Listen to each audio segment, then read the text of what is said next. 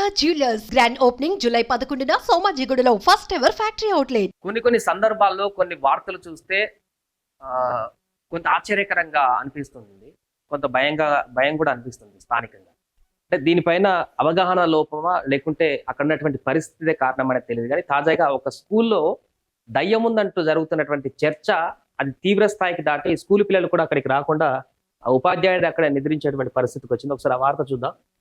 So ఇది బడిలో దయ్యం, తరగతి గదిలోనే నిద్రిస్తున్న ఉపాధ్యాయుడు రవీందర్ రెడ్డి. సో ఈ వార్తను ఒకసారి పూర్తిగా చదివేటువంటి ప్రయత్నం చేద్దాం.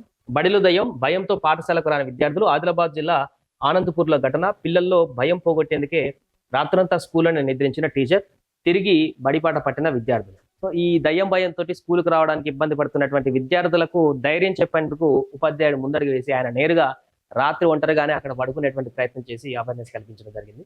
సో తరగతి గదిలో దయ్యం ఉందంటూ విద్యార్థులు నెలకొన్నటువంటి భయాందోళనలను పారదోలి వారిలో ఆత్మవిశ్వాసాన్ని పెంచేందుకు ఓ ప్రభుత్వ ఉపాధ్యాయుడు చేసిన యత్నం ఫలించింది. దీంతో దయ్యం భయంతో పాఠశాలకు వెళ్లడం మానేసిన వారంతా కూడా తిరిగి ధైర్యంగా రావడం ప్రారంభించారు. ఆదిలాబాద్ జిల్లా జైనాథ్ మండలం ఆనందపూర్లో ప్రాథమికోన్నత పాఠశాలలో 1 నుంచి 7వ తరగతి వరకు 90 మంది విద్యార్థులు చదువుతున్నారు.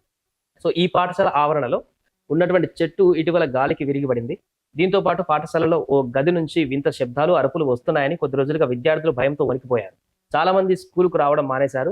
ముగ్గురైతే ఏకంగా వేరే పాఠశాలలో చేరిపోయారు. సో బడిలో దయ్యం లేదని ఉపాధ్యాయుడు రవీందర్ రెడ్డి విద్యార్థులకు ఎంత చెప్పినా కూడా వారు నమ్మలేకపోయారు. ఈ తరుణంలో వారిలో భయాన్ని పోగొట్టి ఆత్మవిశ్వాసాన్ని కలిగించేందుకు ఆయన తరగతి గదిలోనే రాత్రంతా ఒంటరిగా నిద్రపోయారు. దీన్ని చూసినటువంటి విద్యార్థులు ధైర్యంగా బడికి వెళ్ళడం ప్రారంభించారు. సో ఇది ఏదన్నా ఇలాంటి అంశాలు వచ్చినప్పుడు దాన్ని అవేర్నెస్ కలిగించి అక్కడ ఏది ఉండదో అదొక మానసికమైనటువంటి మన ఆత్మస్థైర్యాన్ని దెబ్బతీసేటువంటి ఒక ప్రచారమైనటువంటి విషయాన్ని అక్కడ ఉన్నటువంటి విద్యార్థులకు కానీ ఇతరత్ర అప్పుడప్పుడు వేరే గ్రామాల్లో కూడా ఇలాంటి జరుగుతుంటాయి. ఆ గ్రామాల్లో ఉన్నటువంటి గ్రామస్తులకు కానీ ఇప్పుడు విద్యార్థులకు కానీ అవగాహన వాళ్ళు కలిగించేటువంటి విధంగా చేసేటువంటి చర్యలే అది పూర్తిగా అది అబద్ధం అనేటువంటిది తేటతెల్లం అవుతుంది. ఇప్పుడు ఈయన చేసినటువంటి పని కూడా అలాంటిదే. సెల్యూట్ చెప్పొచ్చు ఆయనకి.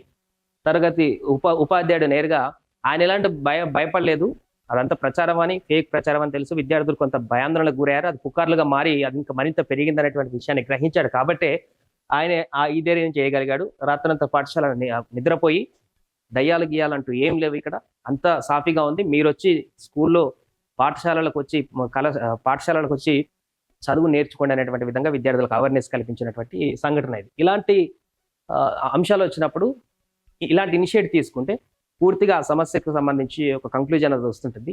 ఎవరు ఇలాంటి ముందుకు రాకపోతే అది ఇంకా మరింత పెరిగి విద్యార్థుల్లో ఇప్పుడు ఆల్రెడీ 3 వేరే పాఠశాలకు వెళ్ళారు. మిగతా వాళ్ళు కూడా అందరు వెళ్ళిపోయేవారు వెళ్ళిపోతారు. ఇంకొంతమంది అసలు దూరం లెంత్ ఎక్కువ ఉంటే అసలు అవసరం ఆ స్కూల్కి అనేటువంటి విషయాన్ని కూడా మారుమూల ప్రాంతం కాబట్టి ఇట్లా స్కూల్కి కూడా సెలవు పెట్టేటువంటి కార్యక్రమాలు జరుగుతుంటాయి.